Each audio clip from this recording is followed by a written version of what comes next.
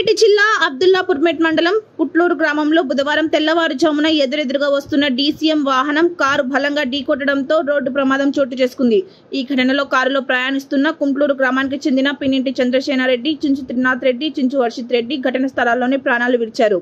తలకు, కడుపులో తీవ్ర గాయాలైన అలిమెట్టి పవన్ కళ్యాణ్ రెడ్డి అనే వ్యక్తి యశోద ఆసుపత్రిలో చికిత్స పొందుతూ మృత్యువుతో పోరాడుతున్నాడు. ఒకే గ్రామానికి చెందిన ముగ్గురు యువకులు ప్రాణాలు కోల్పోవడంతో కుంట్లూరు గ్రామంలో విషాద ఛాయలు అలుముకున్నాయి. యువకుల మృతదేహాలను పోస్టుమార్టం నిమిత్తం ఉస్మానియా ఆసుపత్రికి తరలించడం జరిగిందని Hayath Nagar police station inspector P Nagaraj Goud తెలిపారు.